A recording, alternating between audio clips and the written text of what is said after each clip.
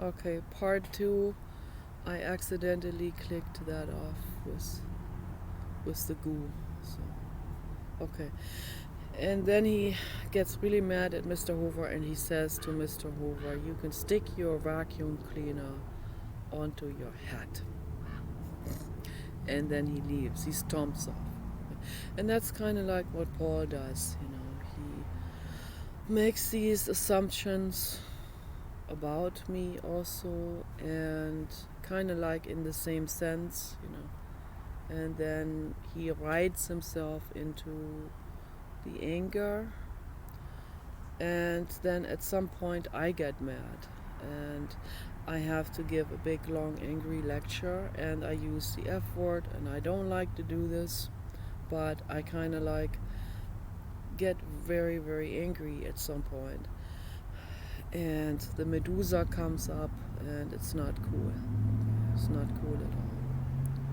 And then I apologized right afterwards, but you know, I'd already said some bad things to him, and I said I don't like to be around people like him. You know, I said it in a very mean way, and that's not nice. I used the F word, and I said I don't ever want to be around people like that anymore, who whine and complain and do double standard, and who accuse other people of being criminals when they're not. Like in my case, for example, I already told him I agree with this in regards to the real criminals, but when I said I agree, that wasn't seemed to have not been enough for him. So what he wants me to do is he wants me to not even laugh. If I laugh, then what's so funny about this? He will say, this is a real serious subject. Yeah, we can beat the drum of that subject for another 10 hours. We could, and then we get really pissed, and then we might become criminally insane ourselves, and we go out there and we do something to someone who we don't like, you know? Or at least we throw a cake in someone's face, and we go to prison for that too, I think. And I don't want to go to prison. I don't want to be. I don't want to write myself into an anger frenzy against the psychopaths, and I don't want to get really pissed and triggered against Paul. So, for beating the drum, he's a drummer also, which is fitting. For beating the drum of that, what he doesn't like. Yeah, Esther Hicks talked about this. Esther Hicks is another red flag for him, like Dr. Arthur Janov. I'm not allowed to bring that up. She's a criminal in his personal opinion, because he thinks she is a corporate facilitator, and maybe she is, right? But there's a lot of things that she says that are absolutely spot on, that are true. If you keep beating the drum, she said, of that what you don't want, you are drumming it into your life. You know, if he's like Ernie in Sesame Street. He goes out there into a store, and he has this bitch ass attitude in his face, written into his face. It's written on his face, I am a bitch, and you better not come close. Okay? The wrong person, a person who already feels permanently rejected, which there's a lot of people like this. And there's a lot of people that will take offense to that personally, even though it's not personally. That's just how he feels all the time. So the wrong person will see that and then will say, what's the problem? Who are you looking at? Or, you know, the wrong person will come up and bully him in the store or something. So he brought it on, he drummed it onto himself, just with that facial expression alone, with that entire energetic pattern. Okay, and that's what I want to avoid in my life. I don't want that anymore. Theo Swan talks about this as well. When we're surrounded with people who are still doing something that we have grown out of it, then how can we still be around those people? How in the world? I have to make this okay. How can we still be around people who are for some reason this has changed the color, but no, but whatever. This Goo does a bunch of stuff now with my mouse pad. It's okay. So how can we still be around people who are bitches, complainers, whiners, angry, double standards, jerks? He becomes a jerk in the process of all of this. So I don't want to become a jerk in the process of whining and complaining. So I have to make this more comfortable here. So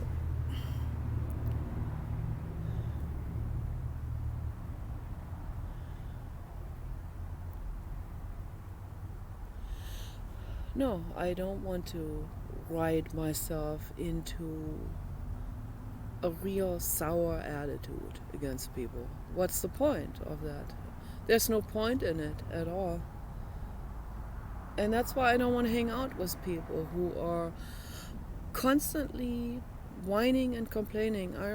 He was already like this when I met him, and I got mad at him for that.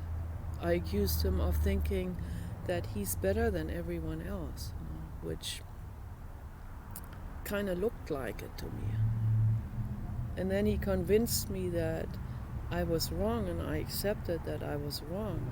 But then on retrospect, looking back at that time, that was my first impression, and that first impression was not so completely wrong. So I think it's very unconscious. I mean, when someone has a petition, and when we want to make the world better, and we say, yeah, let's sign these petitions. These people need to go behind bars, or these people need to be headboarded. That's a proactive measure. That's being political. That's trying to help the community. That's not whining and complaining. Okay. For some reason, it did this again. The Goo does this all the time. I have to get off that mouse pad. This is no good.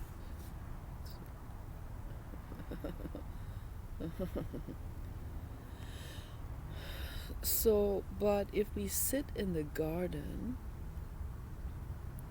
and we're trying to enjoy the apples on the apple tree and trying to enjoy nature, and then talk for 10 hours straight and complaining and whining about psychopaths and criminals and bad politicians, that's not very productive. That just puts us into a very sour mood, because I'm sitting here not even doing anything about it. I'm not even being proactive about it. That has no productivity value whatsoever. And I don't like this. And what really bothers me is then on the icing on the cake is when I see double standard happening on top of all of this. Then I can get really mad. But it is what it is. I apologized several times to him yesterday, last night too, before we went to bed, because it's wrong, and I own it. I was wrong in getting mad like that. He gets mad at me too. He yells at me too, and he has said mean things to me too. So, but I get really mad more than he does eventually, because he pushes all of my buttons with that. and it's just ongoing. There's no end to it. And then eventually, first I laugh a whole lot for 3 hours maybe, but the next 7 hours, no, I'm getting pissed. Okay, and then eventually, at the end of the day or late afternoon, when the right trigger happens at the right moment, that's when my Medusa comes up and says, "This is enough now. Okay, I'm not gonna put up with this anymore." And it's unreasonable. Also, for him to buy eight. Those are 8-gallon water containers. 8 gallons, 5 gallons. I can live with one hand easily. I have 3-gallon water containers at the other house, which are easy to transport, even when I'm totally tired at night, in the middle of the night, because we have to filter the water, and I drink the water out of those 3-gallon water containers. And I know I can lift 5-gallon easily, maybe even 6 gallons. But those are 8-gallon water containers. And I told him, that was like over 10 years ago, I told him not to buy those. I said, this is very difficult. Why do we want to make our lives so difficult? Then he says, well, he can just fill them halfway. No, he doesn't. If he only wants to fill it halfway, then why spend the money and waste the resources on the extra plastic material? And why get those 8-gallon water containers that are they weigh more than a suitcase? My suitcases from Germany were lighter than that. And then he wants me to, and then he goes, "Help me!" Yeah, I am not exaggerating this. I'm maybe complaining. I'm stating the facts on this right now. I'm not going to be beating the drum on. I'm just stating the facts. This is what's going on. It also has a humor value, of course, but this is what's going on. It's a double standard. I said, don't buy those. He buys it anyway. If I do something he doesn't want, then, oh man, all hell breaks loose. But see, that's the double standard that I don't like at all. I really don't like it. And then I feel like I need to leave. I need to leave right now. I need to go somewhere. I need to go with the van. But then I ended up saying, I want my $5,000 back, which usually happens when I get really mad. That's when I always want my $5,000.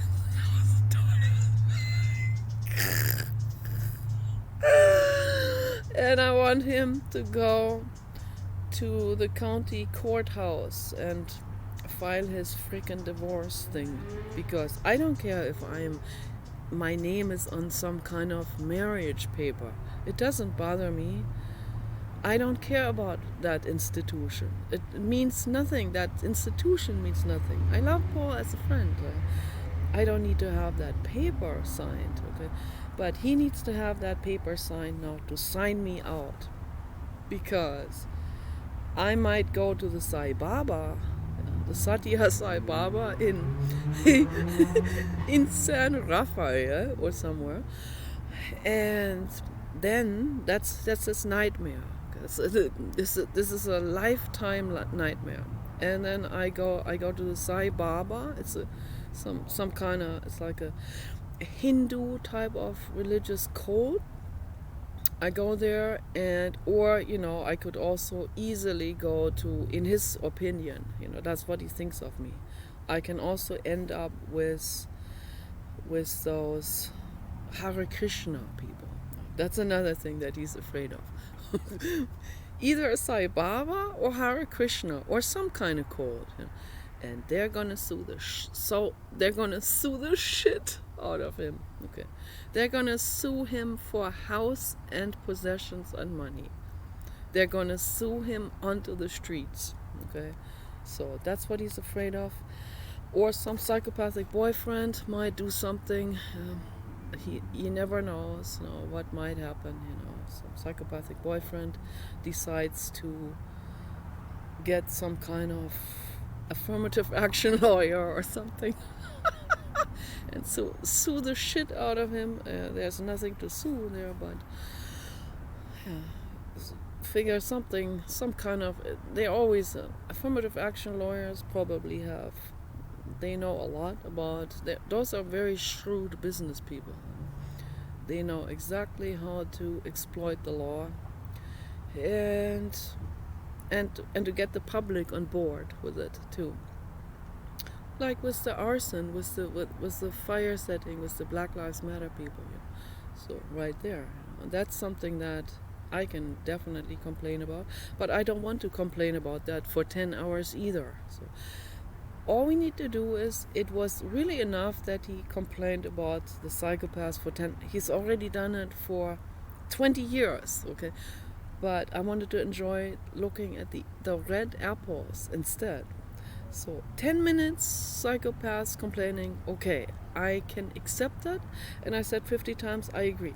That wasn't enough, so he had to keep going on. I finally left. So then that happened with the water containers. Help me, you don't drag that over the ground. It causes a leak. Well, those are 8-gallon water containers. They're very heavy to lift.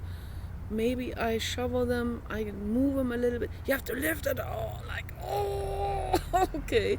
All right, I lift it up, so I'll move it a few inches in this direction. Oh, but it's like, it's just ongoing, okay? So enough of that now, okay? I don't want to end up doing what Paul does, but it is what it is, okay? Life is not sugar-coated. It isn't.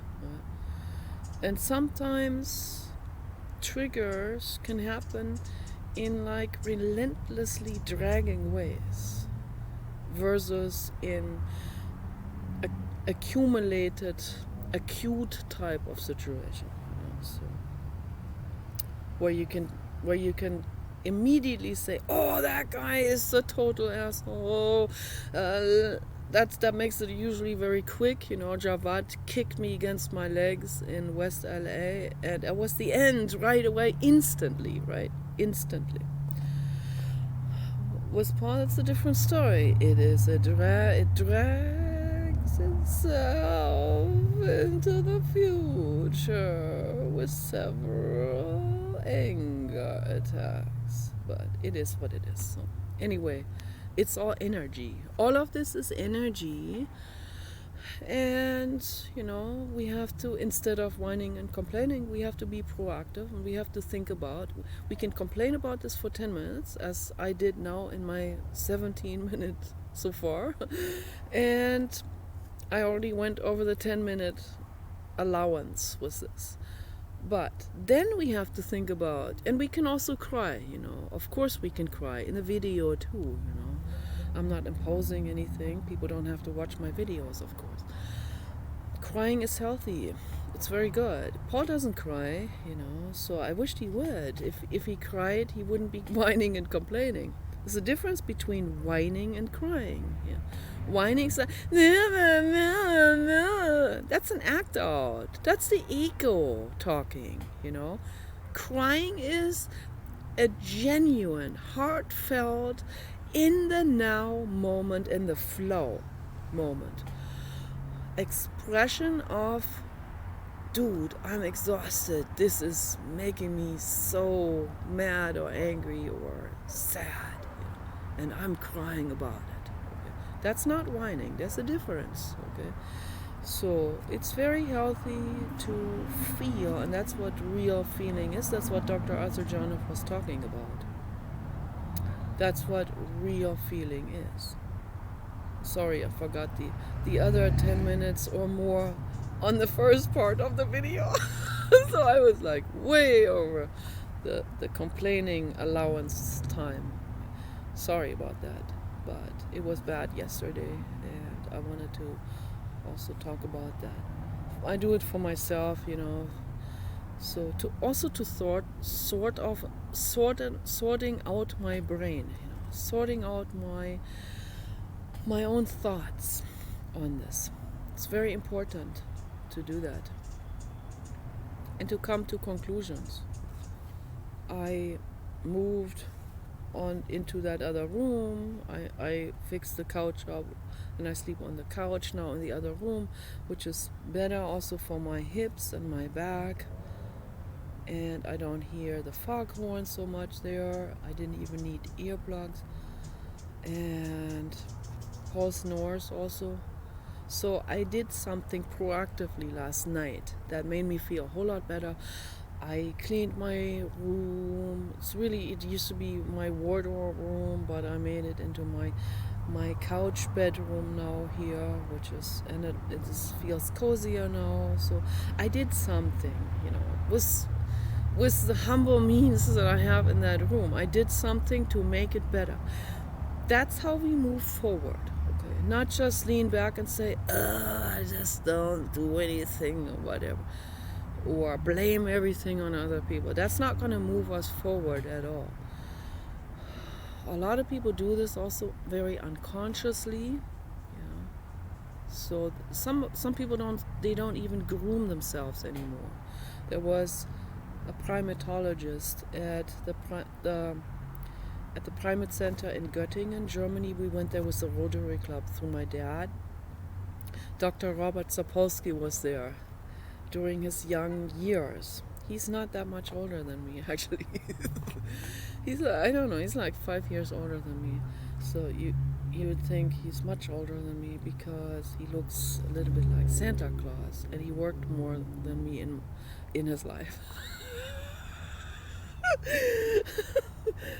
But there was a primatologist and Dr. Sapolsky talked about these things too in lectures, but he spoke in English, and there was another primatologist, a German one, who was talking about the studies they did at the primatology center, at the primate center in Göttingen. They have primates there that they are observing, and at that time I was still in my early 20s, and the whole thing felt horrible and bad, but I wasn't doing activism at that time yet, so I wasn't that informed about all of these things. So I hear these people talk, and I was still kind of like a kid, thinking they must know what they're talking about, they must know what they're doing, right? Having primates in captivity there and studying them,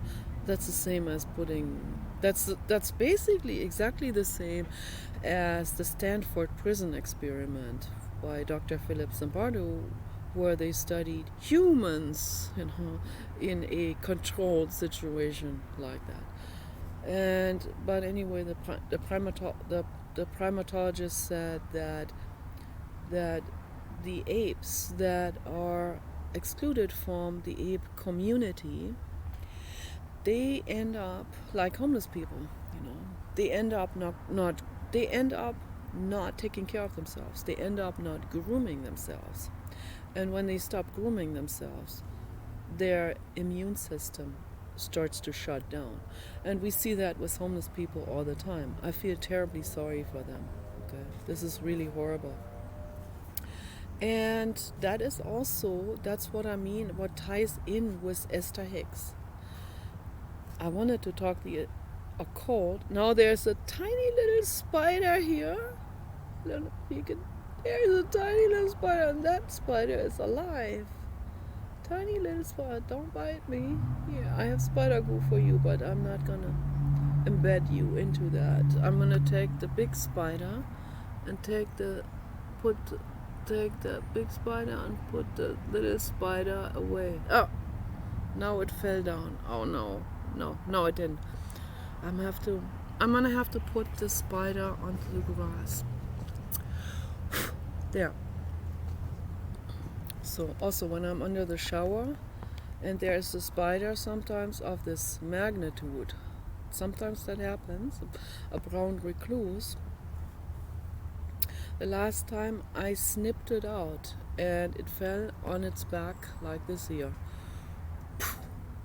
on the bathroom, and I felt really bad because that injured the spider, and then Paul came in and vacuumed up the spider. So he usually vacuums them up, and I don't think that's very good for them. I think that's cruel also. They have a nervous system too. So the next time I see a recluse, I mean, I'm afraid of them, but even though it's a recluse, I have a yogurt cup, a little bit larger than this, in the shower, and I'm gonna scoop the spider up with that, and I'm gonna gently put it out there on the bathroom rug next time. That's what I'm gonna do. And then when I come out of the shower, I'm going to take the spider outside, and Paul probably would hate that if he hears me talk like this, because he doesn't want them in the house, and he thinks they will come back into the house, but they have a right to live too. That's my personal view on it. But anyway,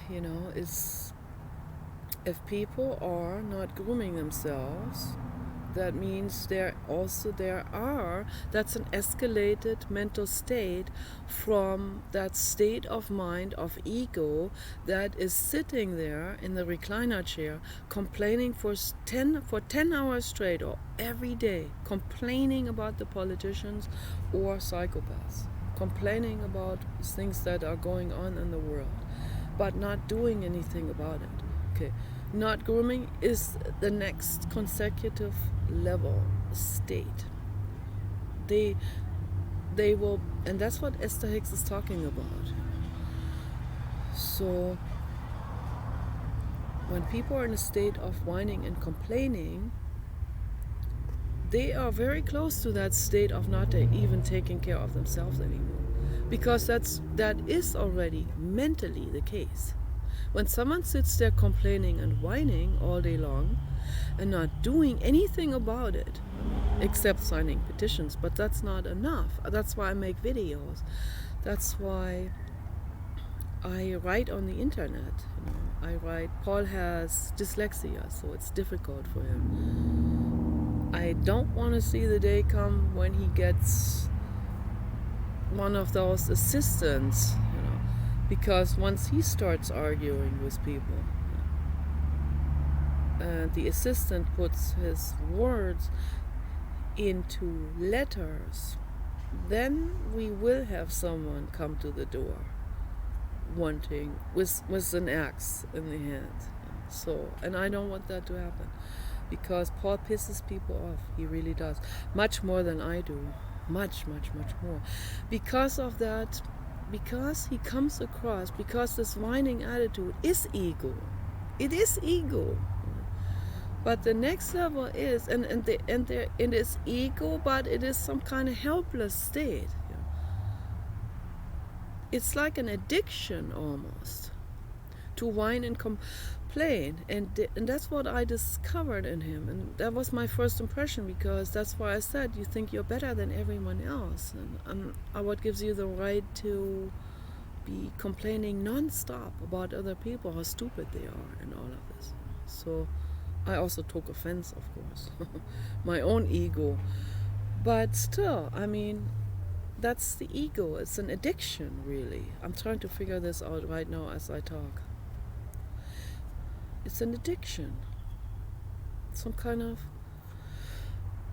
ego addiction. That way he doesn't have to take any responsibility. But when he doesn't take responsibility for his life and for what happens in his life, even if it's someone else's fault, I can still take responsibility for it and say, not going to blame myself for what the other person did, but I'm going to take responsibility in my life. And I feel it, how I feel. I owe that to myself. I cry it out. I straighten out my bedroom. I cook tea, rhododendron tea. I clean the house. These are all proactive taking your own life into your own hands measures. Okay? That is doing something, doing artwork, making videos with this stuff here. This is doing something, okay?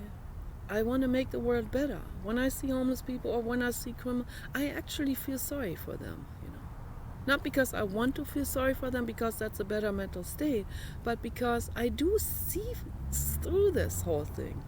I can see it from the sky perspective, Teal Swan said it too. When someone does absolutely horrific things, when someone is sadistic, those people are in the lowest, most unempowered mental states there are.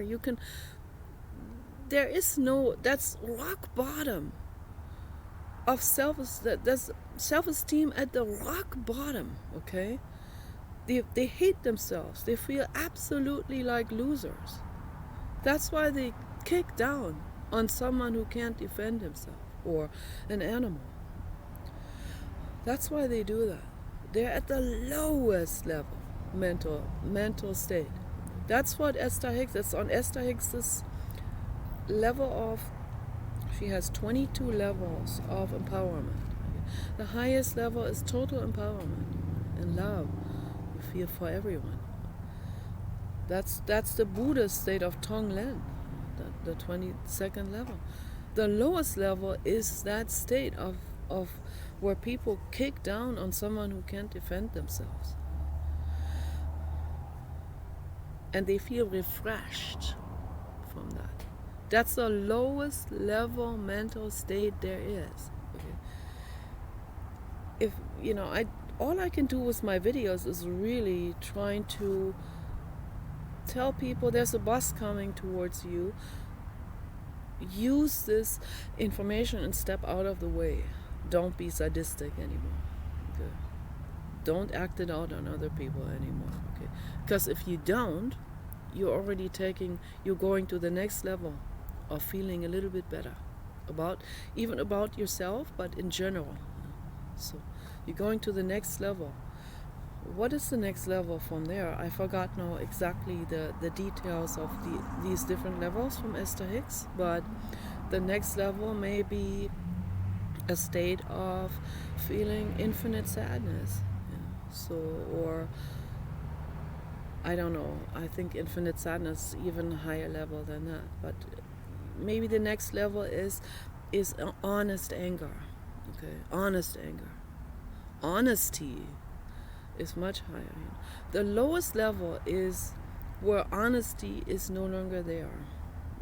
The lowest level of where people have the lowest self-esteem and the lowest regard of themselves, and they feel also stepped on, and that feeling will perpetuate this mental state then.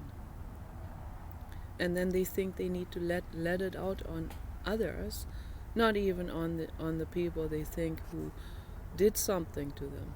They let it out on the people, on some innocent person. Black Lives Matter people, they let it out on white liberals who are helping them. Okay, that's what I'm talking. That's exactly what I'm talking about here.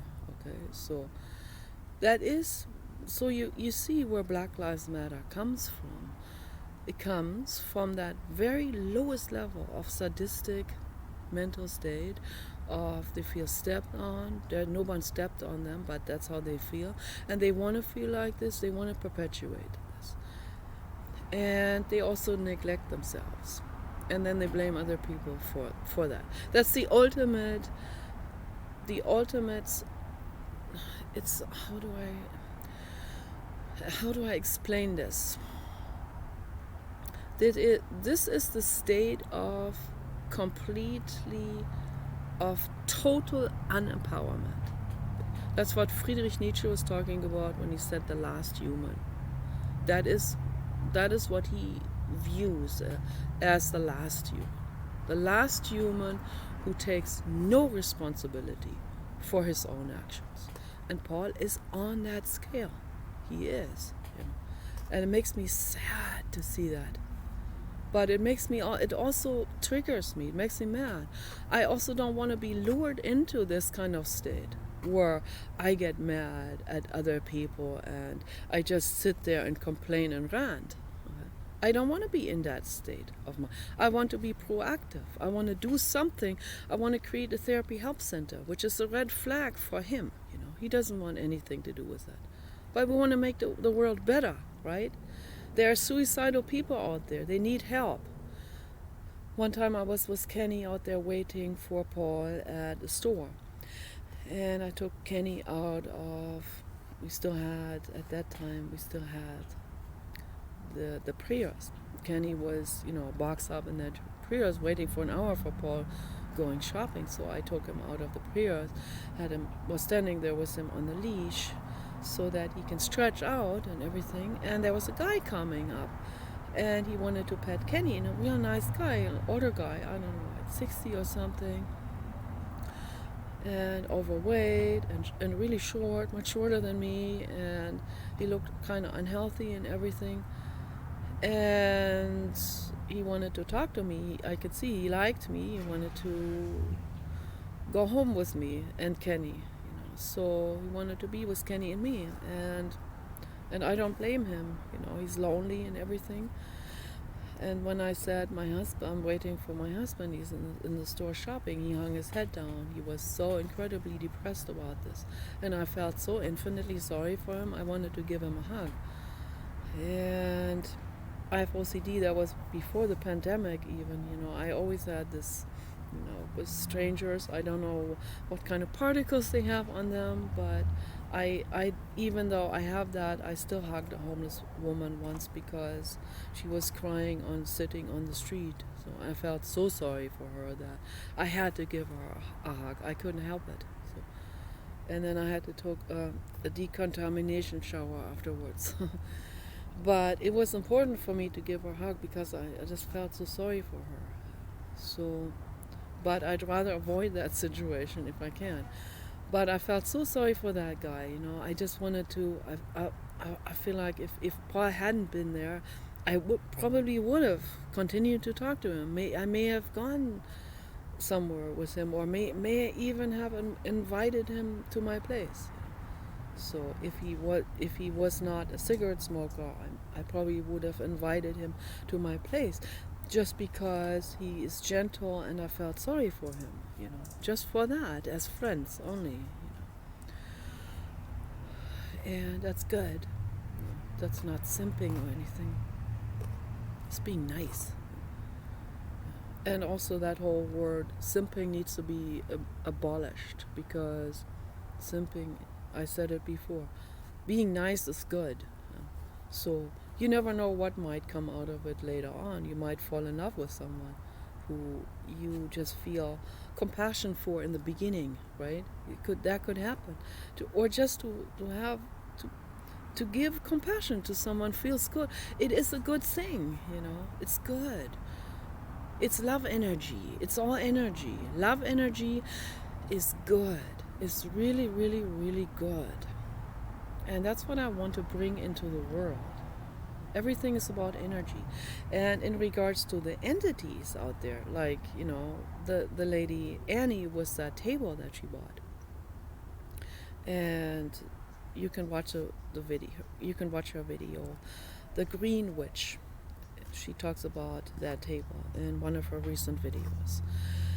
And so I have to watch her new videos. I don't know. I have to see what happened, what's going on now with the table. But she put the table at a friend's house or a friend's garage or something, or garden. I guess maybe with the tarp over it to protect it from the rain. But yeah, she said there's an entity in that table, and that entity is restless. And she was using the word banishing, with purifying herbs. And that's the wrong approach, because whether that's an entity in a table or in an old house or on the internet, it doesn't matter who that is. The Buddhists call them hungry ghosts. They suffer. Those are suffering entities. Banishing them doesn't make the world better. You might be successful and just don't have that thing in your life anymore, and maybe you can't deal with that in your life. Maybe you can't. But that is not what makes the world better. That's not what moves us forward. This is not a criticism. I totally understand you. What makes the world better is if we can see everything from the sky perspective. If I can see the hater from the sky perspective and say that's a hungry ghost, and he feels stepped on and he feels wronged, and he's in that mental state, where he's neglecting himself, he's taking drugs, he's making himself more and more and more crazy. Okay? I'm not just saying this in regards to this one hater. I'm saying this in regards to all haters in the world, okay? And all entities that are restless, okay? We have to show them compassion. And in that sense, to wrap the video up, I wanted to mention, this is very metaphysical, okay? My friend Dominique, she used to be in that Sai Baba cult, the Sai Baba that Paul is so afraid of, that I might go to the Sai Baba center where they could sue him. But the Sai Baba died, but when I found out about the Sai Baba, he was still alive because someone in Germany made a documentary film about him and about other shamanistic healers. And a Native American person told me I'm not allowed to use the word shaman unless I talk about a Native American, which is very arrogant of that Native American to say, because there are shamans all over the world, and I don't think they came up with that word shaman. So I don't know if they did. Maybe they did, but you know what? I allow people to use the word kindergarten, and that's a German word. I'm not going to say kindergarten. You can't use that word because only I can use it because I'm German. That's such a bullshit. But anyway, I'm not using shaman anymore. Energy healers, you know. I can talk about this subject also for 2 hours straight. But the Sai Baba was an energy healer, and Dominic was one of his sannyasins, and her husband George. And so, but then something happened. Some people turned away from him. There was a conspiracy against him, and all of this. I don't know if I'm going to buy into the conspiracy against him or the accusations against him. I don't know if I want to buy into this. I don't think I do, but I don't know enough about it. But anyway, the Sai Baba taught people to give anyone complete unconditional love in energy form, and the Sai Baba looks very much like the native Aborigines in Australia. That's how the Sai Baba looks like, and he lived in India. He was Indian, but Dr. Spencer Wells, he a biologist, and he was studying the genome of humans. He went out there and he did blood samples with people, and some of them looked like the Sai Baba, also some Hindus in India, and he found out that the ones that looked like the Sai Baba were actually, they had that genetic marker of the Aborigines in Australia. So because of his blood work, the DNA work, he was able to trace the human migration from Africa through India into Australia. Back then the continents were closer together. Very interesting, all of this. And those people are particularly, they have a genetic DNA that has very paranormal psychic abilities, and that's why all of those Aboriginal people they're very, very psychic. They have that, they inherited that genetically, okay, that this psychic ability, and it must have started before they got to Australia. And the reason, I think, why this became very dominant in terms of inheritance is because it was apparently necessary. They needed it. The ones that had that psychic ability survived and passed on their genes. So, like people that are able to, that people who are clairvoyant, people who can do telepathic communication, particularly out there in the Himalayan mountain ranges. My therapist Esther talked about this as well. Esther Orama talked about this, and I think that's very, very true. The ones that were living in those regions, well, they had no other means. The ones that were able to communicate through this, through telepathy, they made it. They survived. They passed on their genes. So this is very much inherited. And so what the Sai Baba said, what he taught was, just like the Aborigines in Australia, when the white settlers came in the early 1800s, those white settlers were psychopaths. They wanted to exterminate them, just like they were trying to exterminate the Native Americans in the United States or Americas in general. Okay? The Aborigines knew they passed that on from word of mouth to their next generations. They knew how to make themselves invisible, and this is unbelievably interesting, because they're not actually making themselves invisible. What they do is they stand there like a Joshua tree with their hands out like this. That's how the Joshua trees in the desert look like. They look like someone who's offering friendship like this, like, I offer you like this here, with the palms out, the vulnerable, physical offering of friendship. The Native Americans have a similar one, that is this here, the sign of friendship. It's vulnerable. To show the palm of the hand is vulnerability. It's like showing the belly. And the Native Americans, the way they made themselves invisible is they gave unconditional love while they were standing there naked, or maybe with just something to cover up their genitals. But standing there naked in the blasting sun while the enemy was coming towards them with swords and with guns and whatever.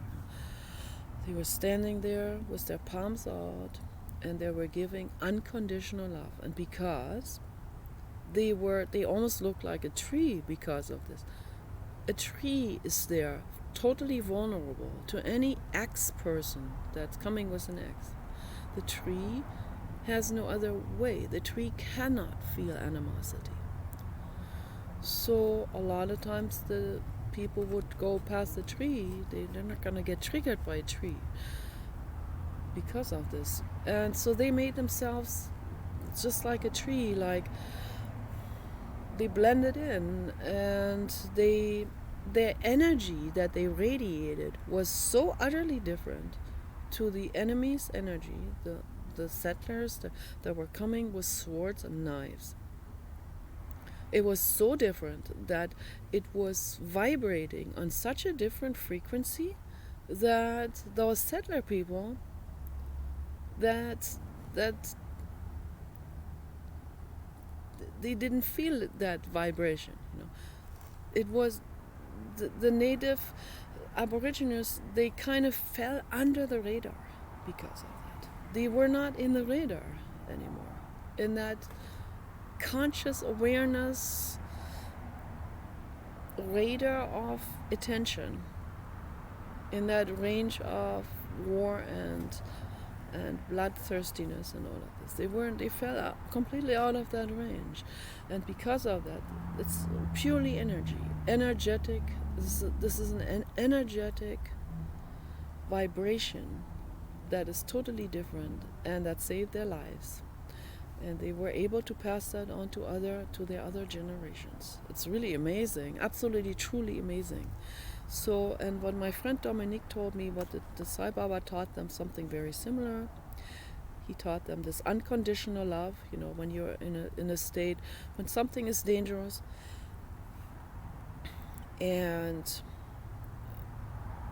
there's no other way out, then people can put themselves into that. You have nothing to lose, right? You put yourself into that, and we should always do this, not just when we're in danger, people put themselves into that state of unconditional love and giving. Tonglen in Buddhism, in Sanskrit. So there are many cultures that actually know about this. This is quite something. And very few people are able to practice this because that means I give up the self, I give up the ego. I'm no longer thinking in terms of self or me, how do I look in the mirror? No, in that moment, I'm only giving them my undivided attention of unconditional love. That's the sunbeams of love. I'm not always able to practice that. I'm not that advanced with that. I'm talking about this now more cognitively, from an intellectual point of view. I'm explaining this as best as I know to explain it cognitively. Report on it, right? But practicing this, that's another thing. That really requires the ultimate inwardness meditation. And we're all bombarded, we're all loaded up with pain. It's very difficult to let go, and you totally surrender, as Eckhart Tolle was talking about. You completely surrender to the now. Surrender the ego. I surrender whatever is bothering me. Other people, they wronged me. I surrender my ego to the now. It is what it is, whatever I feel. And then I can cry, but that's the now moment. Okay? So what happened is, Dominique told me about what their friends told her. Their friends that were also in the Sai Baba cult. And they had left the Sai Baba cult, but I don't know whether what happened there was why they were there or afterwards, but they took very important lessons with them, whether they left them or not, or whether they were still in there or had left them. And what they learned from the Sai Baba is so infinitely precious, okay, that no matter what they feel later on, they have to acknowledge that he was right about this. So what happened one time with the friends of Dominique, they were in an airplane, and it was a long time ago, I guess during the 70s, and they were coming from India, I guess from Mumbai, and they have a big airport there. They were going somewhere else. They were going to the United States back, I guess. They were headed back to the United States. And there were terrorists on board. And they took over. And they had a knife on the throat of the captains, of the pilots of that airplane. And they were starting to threaten everyone to do a jihad. And most people on that airplane, for some odd reason, happened to be visiting the Sai Baba, happened to be long disciples, students of the Sai Baba from India and from the United States and from other countries. Most of them were. And they were able, because they were the vast majority of the passengers who were disciples of the Sai Baba, who learned this unconditional love. What they did is they all talked to each other about this, that they had to do this. They had no other option left. They all went into a complete acceptance meditation, right there in midair, while the terrorists were threatening to do a jihad. They had control over the cockpit, they had control over the pilots. And these passengers, the disciples of the Sai Baba, practice this unconditional love towards the terrorists. And what happened then is an absolute miracle. This went on for quite some time, for like an hour. Kept on practicing this unconditional love towards those terrorists. They viewed them from the sky perspective. I can see you, That's what they felt. They put themselves into complete unconditional love for them. There was nothing else to do other than that. There was absolutely complete now moment. Okay, I give them my unconditional love. They suffer, I understand them. I see where they are at mentally. I give them my unconditional love. And in 1 hour, those terrorists left the pilots alone, went back to their seats and cried, and let themselves even get arrested at the airport. Can you believe this? You know, that's paranormal, that's metaphysics, it's energy.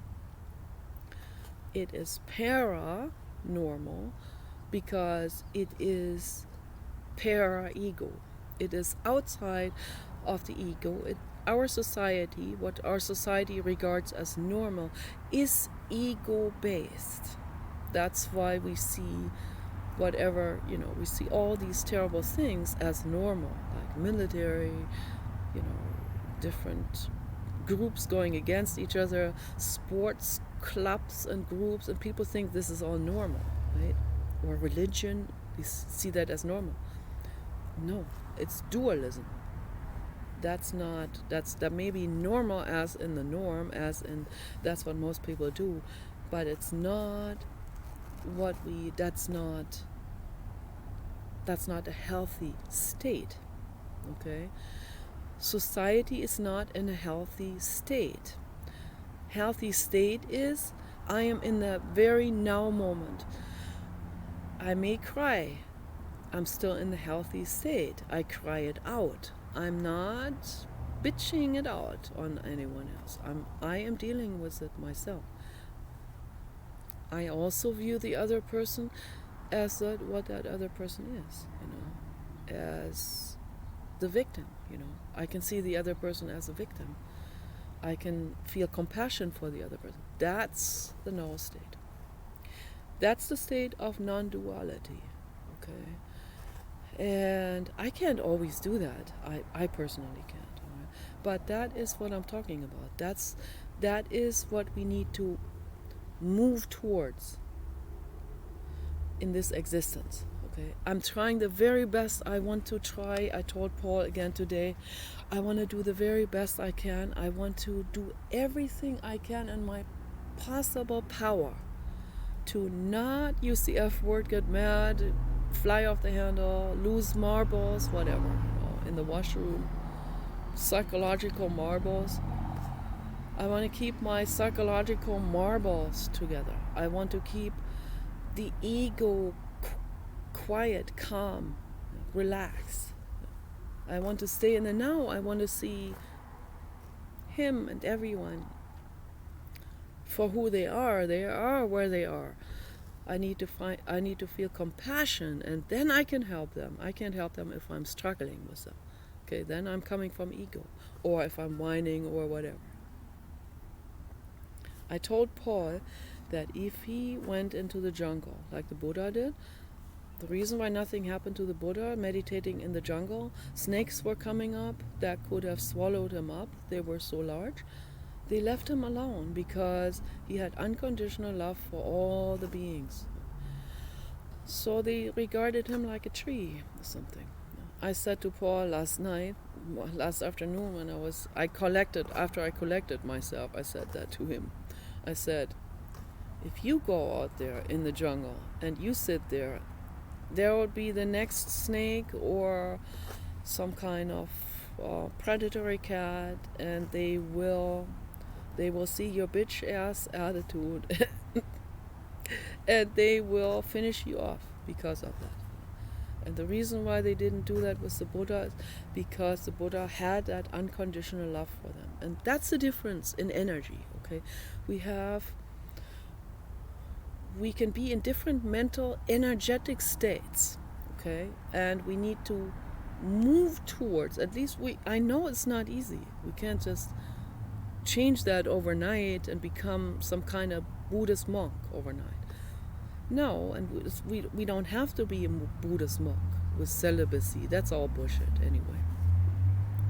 We need to embrace our bodies and ourselves, okay? But we need to aspire and move towards healing.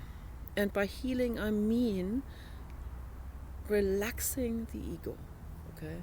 And feeling compassion for all living beings. So, you guys take care. Bye-bye.